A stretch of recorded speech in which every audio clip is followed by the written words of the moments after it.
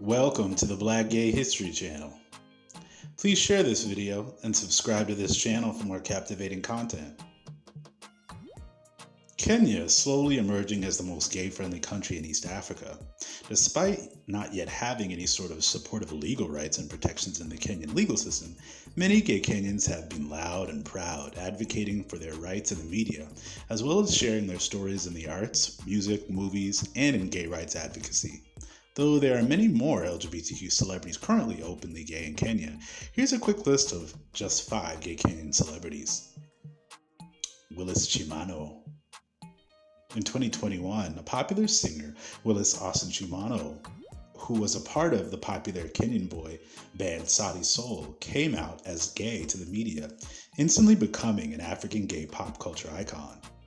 Sauti Sol released their first debut album, Wanzo, in 2008 to critical acclaim, and they have released 5 albums since their last album, entitled Midnight Train, in 2020.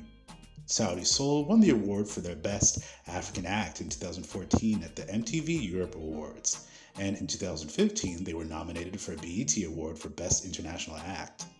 They've dominated on the African continent as well, winning an MTV Africa Music Award for Best Group in 2016 and winning the Hottest Group Award in 2015 and 2018 at the African Entertainment Awards. After coming out, Willis Chimano released his first solo single, Friday Feeling, where he describes the song and coming out with a quote in the BBC saying, "It is the first time I'm expressing myself in a song. You really get to know who Chimano is, and that is a heavy crown to carry. It's just a representation of the underground ballroom culture within the queer community, which I'm a part of," end quote. Friday Feeling has over 1 million views on YouTube, showing his popularity as a solo artist in Kenya. Siwel Miami. Siwel Miami is a popular gay Kenyan musician, screenwriter, and photographer who's racked up several accolades in recent years. He initially started recording music videos and releasing his own singles before becoming a movie writer. His critically acclaimed film Supermoto was chosen by Kenya to represent their country as their submission for the Best Foreign Film at the 91st Academy Awards. Supermoto is a dramatic Kenyan film about a young girl who loves superheroes and wants to become one day, but is living with terminal cancer. Eventually, her whole village comes together to make her dreams come true. He was also a writer for the Kenyan romantic comedy Disconnect that came out in 2018. The fabulous trailer gives a candid look into city life in Kenya, with many of the ladies and stars of the show joking about their sex lives and the hardships of dating. Disconnect is clearly about the disconnect that comes between men and women in dating in modern days. In 2023, he began writing for the popular podcast Drapetomania, Unshackled History, which educates listeners in clever and humorous ways about little-known Black history facts that have been erased or hidden. According to news sources online like OK Africa and Capital FM, Miami came out as gay in the media in 2020 and now currently lives with his husband in Cape Town, South Africa. Mama Fatma. Mama Fatma is a popular online comedic drag character played by Idris Salim Kadigo, who has been making these skits and videos since 2018. Though Kenya is an overwhelmingly Christian nation, there's a sizable Muslim minority at 11% of the population, a community that Fatma is a part of and appeals to. Mama Fatma has received backlash from negative comments online, to local imams calling out the entertainer for supposedly promoting homosexuality. But despite the shade, Mama Fatma still has over 70,000 followers on YouTube alone.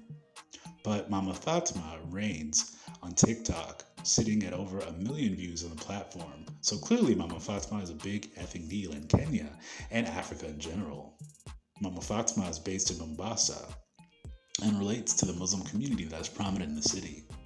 In these videos, it's clear Mama Fatma has an attitude and is full of energy, and I even saw some footage of her twerking while she was having conversations, so I totally see why the local conservative have a bone to pick with the creative.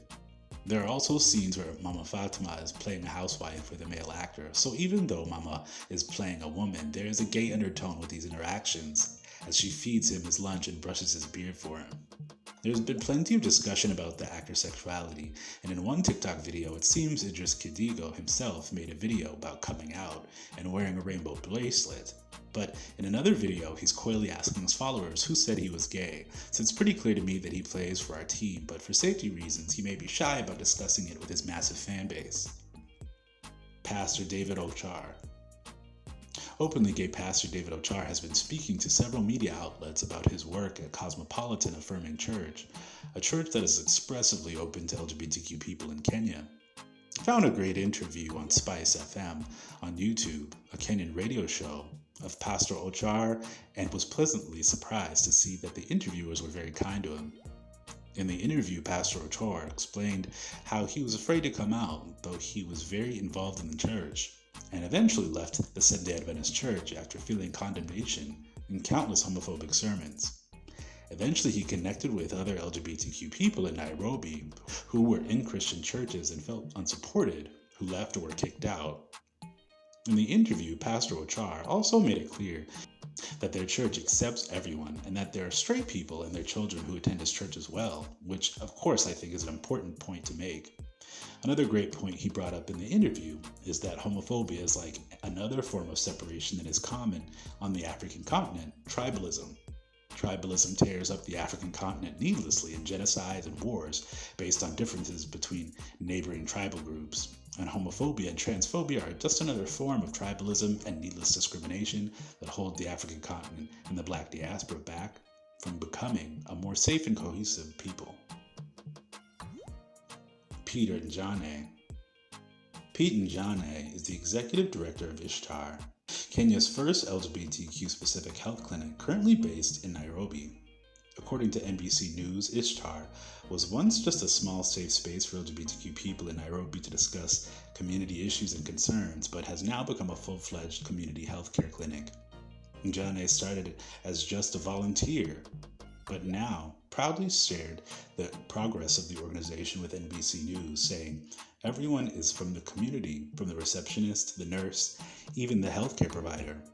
We have a lot of issues of discrimination because many times healthcare workers are just employed. They're not sensitized to our community. They're just coming in to get a paycheck." End quote. Peter has pioneered and promoted the inclusion of MSM health needs for over 10 years and was a founding member of the Gay and Lesbian Coalition of Kenya. He successfully co-led advocacy efforts to stop a government effort to use biometrics as part of an HIV study, working in a community-driven network of civil society groups. Njane serves as the key population representative of Kenya, coordinating a mechanism of the Global Fund, and openly, without shame, engages with the Kenyan Ministry of Health to ensure that MSM have access to quality HIV prevention and treatment services across the country.